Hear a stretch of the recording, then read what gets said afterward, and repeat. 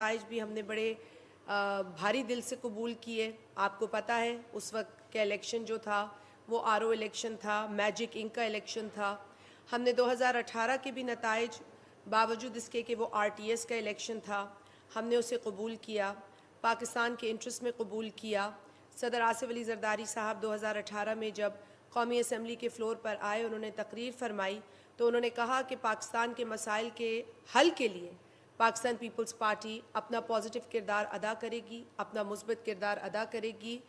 बावजूद इसके कि हम अपोजिशन में बैठे, हमने कभी भी ये ना अंदिया दिया, ना कोशिश की कि हम पाकिस्तान का जो जमहूरी सिस्टम है उसको नुकसान पहुंचाएंगे, ना हम पहुंचा सकते हैं। हमने इस सिस्टम के लिए लातादाद कुर्बानियाँ दी हैं, कारकुनान से लेकर लीडरशिप की कुर्बानी हमने दी है। लिहाजा इस जमहूरियत की बका, इस जमहूरियत की सालमियत के लिए जितनी वफ़ादार पीपल्स पार्टी है आज पाकिस्तान में और कोई नज़र नहीं आ रहा। यहाँ पर जिनके कभी लाडले हुआ करते थे, आज वो बाप बेटे के रिश्ते की दुहाइयाँ दे रहे हैं। लेकिन पीपल्स पार्टी आपको ऐसा कोई काम करते ना नज़र आई है, ना कभी नज़र आएगी। मैं समझती हूँ कि जो प्रेस कॉन्फ्रेंस जनाब बिलावल भुट्टो जरदारी साहब ने इस्लामाबाद में की, वो एक स्टेट्समैन की प्रेस कॉन्फ्रेंस थी, वो एक लीडर की प्रेस कॉन्फ्रेंस थी, वो एक विजनरी कायद की प्रेस कॉन्फ्रेंस थी जो कि पाकिस्तान में मुआशी और सियासी इस्तेहकाम देखना चाहते हैं। और हमने ये बड़ा क्लियर किया, बात कर दी है कि ना हम वज़ीर आज़म की कैंडिडेसी की तरफ देख रहे हैं, ना हम फेडरल गवर्नमेंट में, फेडरल कैबिनेट में अपना रोल देख रहे हैं। लेकिन इसके बावजूद हम सिस्टम को चैलेंज नहीं करेंगे।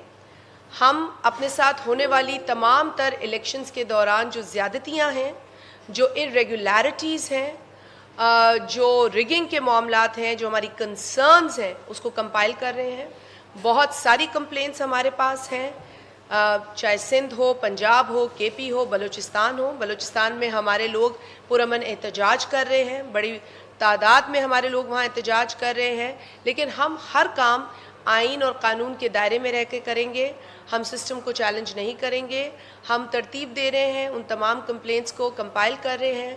ताज हैदर साहब जो हमारे इलेक्शन सेल को हेड करते हैं, उनको ये टास्क दिया गया है। उनको लातादाद कंप्लेंट्स मौसूल हुई हैं पूरे पाकिस्तान से, जहाँ जहाँ पीपल्स पार्टी के कारकुनान के साथ, वोटर्स के साथ ज़्यादती हुई है, बड़ी सिस्टमेटिक ज़्यादती हुई है, बड़ी स्ट्रेटिजिक ज़्यादतियाँ हुई हैं और बड़ी अनएथिकल ज़्यादतियाँ हुई हैं। वो तमाम तर जो हैं हम एक रिपोर्ट की शक्ल में कंपाइल कर रहे हैं। हम अपना वो केस बिल्कुल तैयार कर रहे हैं, इसमें कोई दो राय नहीं है कि ज़्यादतियों को हम ऐसे नहीं जाने देंगे। आपको पता है शहीद मोहतरमा बेनज़ीर भुट्टो साहिबा ने भी मुल्क में जनरल इलेक्शन के अंदर जो बदतरीन ज़्यादतियाँ हुई हैं माजी में, उस पर वाइट पेपर बनाए हैं। हमने ये काम पहले भी किए हैं, ये एक्सरसाइजेस पहले भी किए हैं। और साथ साथ शहीद मोहतरमा बेनज़ीर भुट्टो साहिबा की ही मेहनत और कमिटमेंट का नतीजा है कि पाकिस्तान में इलेक्टोरल रिफॉर्म्स हुए हैं। हर दौर में पीपल्स पार्टी ने इलेक्टोरल रिफॉर्म्स में अपना हिस्सा डाला है और इंश्योर किया है कि पाकिस्तान का जो इलेक्शन है वो जितना साफ, शफाफ, ट्रांसपेरेंट हो वो किया जाए। इससे हमें कोई अपने लिए जो है रिजल्ट्स नहीं लेने होते, हमें पाकिस्तान में जो वोटर है उसके लिए इंसाफ चाहिए। और कराची में बहुत सारी ज़्यादती हुई है, बहुत ऐसी ज़्यादतियाँ हुई हैं जो आप लोगों के सामने हैं। आपके चेहरे की मुस्कुराहट इस बात की गवाही दे रही है कि आप जानते हैं कि कराची में क्या हुआ है। जिन लोगों के पास एक साल कबल पोलिंग एजेंट्स नहीं थे, यकायक उनके हक में फ़ैसला आ गया और वो ऐसी नशिस्तें जीत गए जहां वो रनर अप भी नहीं थे। तो ये सारी चीज़ें, मामलात हमारे सामने हैं, हमसे ढके छुपे नहीं हैं। लेकिन इसका हरगिज़ ये मतलब नहीं है कि हम इंतशार की सियासत करेंगे, हम तकसीम की सियासत करेंगे, हम नफ़रत को प्रमोट करेंगे। हम ऐसा कोई काम नहीं करेंगे। पाकिस्तान के हालात, पाकिस्तान के अंदर जो मुआशी सूरत हाल है, वो इसकी मुतहम्मिल नहीं है कि पीपल्स पार्टी सड़कों पर लड़ती नज़र आए। पीपल्स पार्टी ऐसा कोई काम नहीं करेगी। मैंने पहले भी कहा और चेयरमैन बिलावल ने कहा कि हम मुस्बित सोच रखते हैं, हमने कुर्बानियाँ दी हैं, हम अपनी कुर्सियों की दुहाइयाँ नहीं दे रहे। हम मुल्क के अंदर पॉलिटिकल स्टेबिलिटी, इकोनॉमिक स्टेबिलिटी के ख्वाह हैं, इसमें हम अपना रोल अदा करेंगे। पाकिस्तान पीपल्स पार्टी ने जो इलेक्शन लड़ा है वो अपने मंशूर पे लड़ा है, और ख़ास तौर पे जो 10 नुकात हैं अवामी मुआशी मुआहदे के, हम उस पर गामजन रहेंगे। हम जब असम्बली में बैठेंगे, जो कि हम चाहते हैं कि पार्लियामेंट चले, पार्लियामेंट फंक्शनल हो, पार्लियामेंट जो है वो किसी भी केओस का शिकार ना हो, हम उस पार्लियामेंट में अपने 10 नुकाती अवामी मुआशी मुआहदे की इम्प्लीमेंटेशन की पूरी कोशिश करेंगे। जो भी हुकूमत बनाए हम उसे यही कहेंगे कि आप हमारी जो आरा है, हमारी जो तजावीज़ है, अपनी मैनिफेस्टो की रोशनी में उसे इनकॉर्पोरेट करें। हम लोगों की आवाज़ बनेंगे।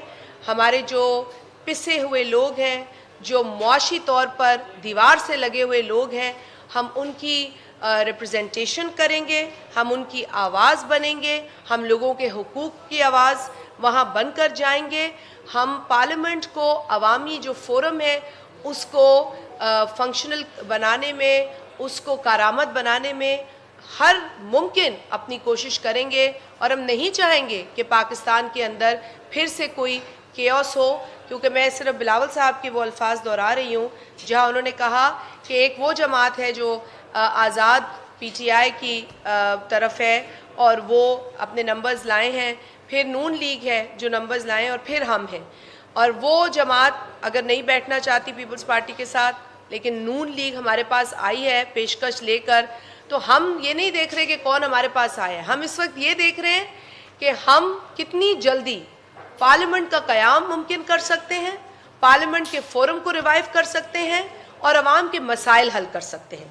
पीपल्स पार्टी को सिर्फ ये गरज है कि हम अवाम के मसाइल हल करें। सिंध के अंदर अगर मैं बात करूं तो GDA जो कि सियासी यतीमों का एक ग्रुप है, उन्होंने देखा, उन्होंने हर मुमकिन कोशिश की। मज़ीद आप मुझसे सवाल करेंगे, मैं जवाब दूंगी और बिल्कुल देना चाहूँगी। जमील सुमरो साहब लाड़काने के हवाले से भी बताएंगे, मैं सांगड़ के हवाले से आपको बता दूं, मैं आपको थरपारकर की बात कर दूं, मैं आपको बदीन की बात कर दूं कि देखें फरमाइशी प्रोग्राम जो थे वो बहुत, उसकी लंबी फहरिस्त थी। पुराने ताल्लुकात इन लोगों के जहाँ जहाँ हैं इनकी उस पर बहुत इन्हिसार था। पोलिंग डे पर बहुत ज़्यादा बदमाशी की गई, बहुत ज़्यादा गुंडागर्दी की गई। मैं जिस हलके से इलेक्शन लड़ रही थी, मैंने वहाँ अपने एक वोटर की लाश उठाई है। अब्दुल मालिक मरी शहीद हुआ है खाही में, वहाँ पर गुलाम कादिर मरी ज़ख्मी हुआ है, उसकी शायद एक टांग ज़ाया हो गई है गोलियां लगने से, वो आज भी हॉस्पिटल में मौजूद है। इस तरह की बदमाशी की गई। और मौसूफ जो मेरे सामने खड़े थे, जिनका कोई सियासी ऐसा करियर नहीं जिसका मैं तस्करा करूं, लेकिन सिर्फ अपनी बदमाशी के बलबूते पर उन्होंने समझा कि वो इलेक्शन जीत सकते हैं। पोलिंग डे पर उनका बयान है जो उन्होंने कहा है कि सब ठीक चल रहा है। उनका एक डायलॉग है, तमाम भली पई हले पोलिंग, तमाम भली। अरे भाई, जब तमाम भली पोलिंग चल रही है और तुम्हारे पास कोई शिकायत नहीं है, लेकिन मेरे पास है, मेरे पास मुतअद्दिद खतूत हैं जो मैंने इलेक्शन कमीशन ऑफ पाकिस्तान को भेजे हैं।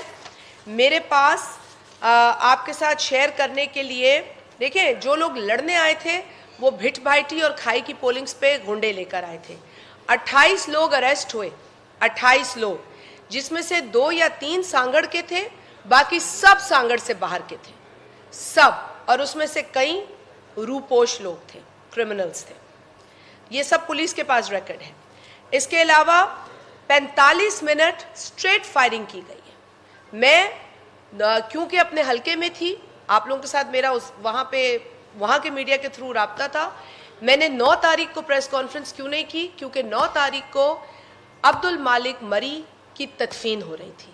मुनासिब नहीं था कि मैं मीडिया से बात करूं उसकी तदफीन से पहले। मैं उनके घर गई हूं, मैंने फातिहा वहाँ पर की है।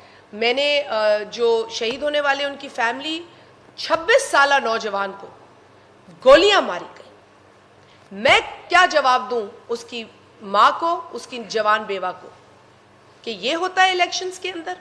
मैं क्या जवाब दूं गुलाम कादिर मरी की फैमिली को, जिसकी टांग मुझे नहीं पता कब ठीक होगी, या ठीक होगी या नहीं ठीक होगी?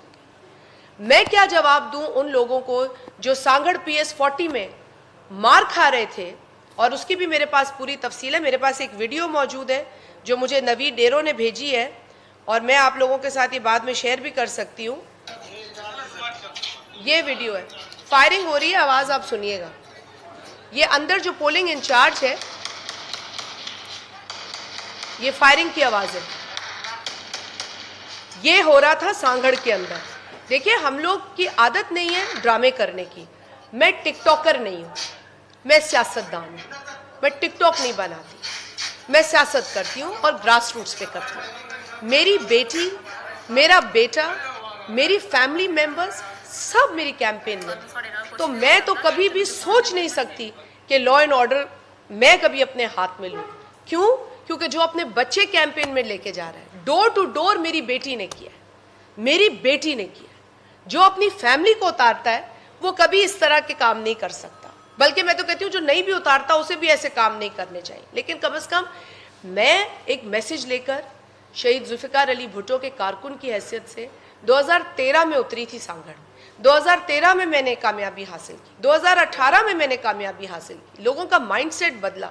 लेकिन फिर GDA ने लाके मेरे आगे एक अवाम दुश्मन, अकलियत दुश्मन, औरत दुश्मन कैंडिडेट खड़ा कर दिया, जो ये कहता रहा कि शाजिया मरी कोहली औरतों को गले लगा रही है। यहां तक कोहली, कारिया, मेघवाड़, भील, भट्ट, ये सब पाकिस्तानी हैं। मैं उनको 10,000 दफा गले लगाऊंगी। आपको प्रॉब्लम है तो आप जाएं पाकिस्तान का आइन पढ़ें, देखें वहां पर माइनॉरिटीज की क्या राइट्स हैं। तो इस तरह की माइंडसेट को मैं फेस कर रही थी। आप भाइयों से तो मेरी मुलाकात नहीं हुई है। मैंने जो जो परेशानी झेली है वो मैं जानती हूँ, मेरा खुदा जानता है, मेरे कारकुन जानते हैं। और जो इन्होंने उधम मचाया था, ये क्या समझ रहे हैं कि मारे भी हम खाएं, गोलियां भी हम खाएं, और ये झूठ फैलाए कि हम उनके साथ ज्यादती हुई। अगर इनके साथ ज्यादती हुई है, मैं आप लोगों से पूछती हूँ, आप मुझे बताएं इनके पास कितने खत हैं? मेरे मुखालिफ ने रुजू किया इलेक्शन कमीशन ऑफ पाकिस्तान से पोलिंग डे पे? नहीं, बल्कि उसने कहा कि सब ठीक चल रहा है, तमाम भली पोलिंग्स चल रही हैं। 2 दिन गुजरने के बाद इनको याद आया। इनको काउंटिंग के वक्त भी कोई नहीं आया मेरे मुखालिफ का, कंसोलिडेशन पर भी ये नहीं आए। 2 दिन के बाद खसियानी बिल्ली का रोना शुरू हुआ। 2 दिन के बाद। तो मैं तो पीर साहब पगाड़ा, जिनकी मैं इज्जत करती हूँ, मैं उनका एहतराम करती हूँ, और मेरी पार्टी उनका एहतराम करती है। और पहले भी हमारा मौक़िफ़ आ गया है क्लियरली कि पीर साहब को अपने दोस्तों पे नज़र डालनी चाहिए, अपने जो उनके एडवाइज़र्स हैं उनको देखना चाहिए। उन्होंने उनको इस्तेमाल किया है, GDA की लीडरशिप की पोजीशन पे उनको बिठाकर उनको सब गलत बयानी की है। उनको बताया नहीं है कि जहाँ जहाँ GDA उनकी चेहरे को दिखाकर खड़ी हो रही थी वहाँ बदमाशी कर रहे थे। मेरे पास बदीन से रिपोर्ट्स आई हैं। बदीन के अंदर मैं आपको बताना चाहती हूँ कि वहाँ क्या हुआ है। बदीन के अंदर जी PS69 पार्टी कैंडिडेट जो हमारे थे, उनको गिराने के लिए RO को रिश्वत दी गई, रिश्वत की पेशकश हुई। अपनी मनपसंद प्रिजाइडिंग ऑफिसर्स GDA जो है वो लगाने पे गामजन रही। ख़वातीन जो वोटर्स जो हमारे थे, जहाँ पे वो पोलिंग स्टेशन, वहाँ हमारे साथ भी ये हुआ है कि ख़वातीन की पोलिंग को स्लो किया गया, बदमाश भेजे गए, और वो इसी नीयत से आए थे कि यहाँ पोलिंग रुकवाई जाएगी, यहाँ बंद कराई जाएगी। आपको पता है 2018 में भी इस तरह के काम हुए, लेकिन इस मर्तबा तो हदें पार कर दी इन लोगों ने, हदें पार कर दी। बोगस वोटिंग हुई है, बदीन से रिपोर्ट आई है। सांगड़ में भी बोगस वोटिंग हुई है।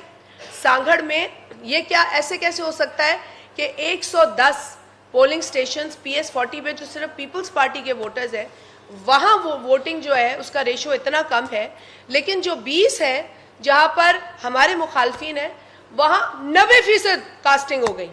कैसे? स्टैंपिंग की है, बोगस वोट चलाए इन लोगों ने। इसके साथ साथ आ जाए PS70 पे अग्रेसिव बिहेवियर कैंडिडेट का है। इनके जो कैंडिडेट और सपोर्टर्स थे, इन्होंने फिर खवातीन को पोलिंग से रोका है। PS71 पर यही हरकत इनकी थी। वहाँ पर जो मिर्ज़ा साहब थे वो धमकाते हुए नज़र आए हैं ऑन ग्राउंड लोगों को। उन्होंने जो LEA का एक बंदा था, उसको थप्पड़ मारा है, और उसके नतीजे में उन पर FIR रजिस्टर हुई है। आ जाएं जी, फिर मैं आपको महेश मलानी साहब की रिपोर्ट दे दूं। उन्होंने थरपारकर से मुझे बताया है कि वहाँ पर जो अरबाब गुलाम रहीम है, कैंडिडेट NA 215 पर, उन्होंने मुसल्ला अफराद वो थरपारकर में लाए हैं बाहर से। क्या करने? दहशत फैलाने। दहशत फैलाई है उन्होंने जी। उन बदमाशों के जरिए PPP वोटर्स को रोका गया है वोट कास्ट करने से।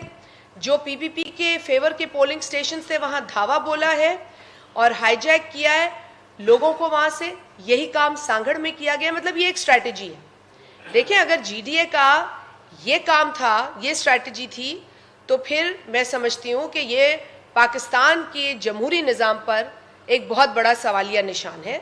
और डिलिबरेटली पीपल्स पार्टी के जो वोट्स थे उनको रोका गया और अपनी पोलिंग्स पर वही 85-90% बोगस वोटिंग कराई गई। मेरे पास पूरी फहरिस्त है पोलिंग स्टेशंस की जहां पर इन लोगों ने गंद किया। मतलब ये कैसे हो सकता है कि हमारे पास 0 है और आपके पास 1000 वोट पड़ गया? मतलब हमारे पास सारी कंसोलिडेशन है। हम हवा में बातें नहीं कर रहे। हवा में बातें वो कर रहे जो पहले दिन काउंटिंग पे भी गैर हाजिर थे, जो कंसोलिडेशन पे भी गैर हाजिर थे, और जो पोलिंग डे पे कह रहे थे सब ठीक है, क्योंकि उन्होंने इस बदमाशी से इलेक्शन जीतने की कोशिश करनी थी। उन्होंने ROs को धमकियां देने की कोशिश करनी थी। मैंने आपको मैं थोड़ा सा बताती चलूं कि मैंने 8 जनवरी को प्रेस कॉन्फ्रेंस की, जब सांगड़ के अंदर मुझे रोका गया एक इलाके में जाने से। वहाँ पूरा उधम मचाया गया। मैं बहरहाल नहीं गई, लेकिन मैंने अपने मीडिया के वहाँ साथियों से बात की। फिर मैंने एक प्रेस कॉन्फ्रेंस 6 फरवरी को की है इलेक्शन से पहले, और मैंने बताया है कि ROs को धमकाया जा रहा है। ROs को ये कहा जा रहा है कि अगर आप हमारे कहने पे नहीं चलेंगे तो आपके बच्चों को उठा लेंगे, उनकी गंदी वीडियोस बनाएंगे। ये तक कहा गया है। इस हद तक गए हैं हमारे मुखालफिन। मैंने फिर 10 तारीख को प्रेस कॉन्फ्रेंस की अपने उस साथी की तदफीन के बाद। तो आप लोगों के सामने आने का आज यही मकसद था कि देखिए हमारे पास सारी चीज़ें मौजूद हैं। मुझे नवीद डेरो साहब बता रहे हैं जहाँ पर 90% कास्टिंग हो गई, गोस्ट कास्टिंग हो गई।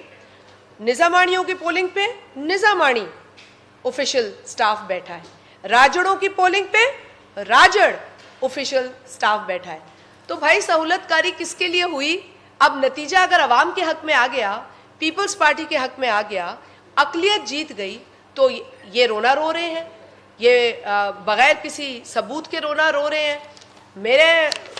मुझे तो सिर्फ दुख इस बात का होता है कि जो वहाँ शहीद हुआ वो वहाँ का लोकल था, जो मालिक मरी शहीद हुआ वो वहाँ का रहवासी था, जो गुलाम कादिर आज इंजर्ड है वो वहाँ का रहवासी है, लेकिन जो 28 लोग उसको मारने आए थे वो वहाँ के नहीं थे, वो बाहर से आए थे।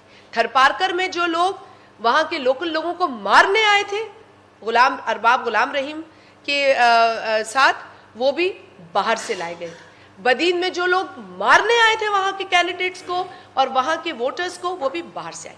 तो स्ट्रैटेजी साफ है, बदमाश बाहर से लाओ, ROs को प्रेशर करो, पीपल्स पार्टी के वोटर्स की पोलिंग्स को स्लो करो, खवातीन की पोलिंग्स को स्लो करो, और तुम आज़ाद हो। वो मैं अब लफ्ज़ नहीं यूज़ करना चाहती, लेकिन मुझे दुख है, जितनी ज़्यादती मैं देख कर आई हूँ सांगड़ के अंदर, और दीगर मेरे साथी बता रहे हैं जो GDA ने की है, और आप चाहते हैं कि आप पाकिस्तान की शाराओं को रोकें, पाकिस्तान की आवाम को तकलीफ में डालें, जबकि सारी बदमाशी आप कर रहे थे। और फिर आपने अपने जो GDA के हेड हैं पीर साहब पगाड़ा, उनको बताया नहीं कि आप लोगों ने इस तरह की बदमाशी की है, इतनी अंधाधुंध बदमाशी की है। और मैं तो सिर्फ ये कह सकती हूँ कि देखें, पीर साहब ने हमें 2 मरतबा, मैं भी गई उनके पास, आखिरी मरतबा शायद 2 बरस पहले एक फातिहा के लिए, तब भी उन्होंने कहा था कि सियासत से वो दूर हैं, उनके भाई सियासी अफेयर्स को संभालते हैं, और उनके भाई ने पीपल्स पार्टी से ये कहा था कि हम पीपल्स पार्टी के साथ आ जाएंगे किसी वक्त में, लेकिन इलेक्शन के दौरान उन्होंने कहा जी हमें 10 सीटें चाहिए। तो देखिए, फरमाइशी प्रोग्राम तो हम नहीं ले सकते। आपने देखा है कि जो 2 सीटें वो जीते हैं, उसमें भी वो धांधली और ठप्पों से जीते हैं, चाहे वो खैरपुर की हो या सांगड़ की हो। अगर आपके साथ अवाम नहीं है तो आप तस्लीम करें अपनी शिकस्त को। अगर आपको वोट नहीं पड़ रहे तो आप तस्लीम करें, आप अपने रवैये बदले, आप अपनी स्ट्रैटेजी बदले। छोड़ दें इन्हिसार करना ऐसे दोस्तों पर जो आपको कहते हैं कि जी आपका सामने तो ज़ीरो लिखा है। छोड़ दें, ये इन्हिसार करना छोड़ दें, अवामी सियासत करें, ड्राइंग रूम से बाहर आए। आपने देखा है कि पंजाब में पीपल्स पार्टी को दीवार से लगाया गया है, वहाँ के नताइज हमारे खिलाफ किए गए हैं, लेकिन तब भी बिलावल साहब ने कहा है हम हंगामा नहीं करेंगे, हम कबूल करेंगे विद अ हैवी हार्ट जो भी नताइज आए। NA 127 में जो ज्यादती हुई है हमारे पार्टी के चेयरमैन के साथ हुई है, हम उसे कबूल कर रहे हैं। तो ये जो इनके तो 2018 में ही जो है वो पसीने निकल गए थे GDA के, 2013 में भी इनके औसान खता थे, तो अब ऐसा क्या हो जाता 2024 में कि ये जीत जाते। जिन लोगों पर इनका इन्हिसार था, अब वो इन्हिसार मैं समझती हूँ, यहाँ बैठे हमारे भाई सवाल भी कर चुके हैं, वो इन्हिसार अब कम करें और अवाम में जाएं। वोट अवाम देती है, आप जितने भी गलत ठप्पे लगाएंगे, अगर आपके नसीब में शिकस्त है तो आपको वही मिलेगी।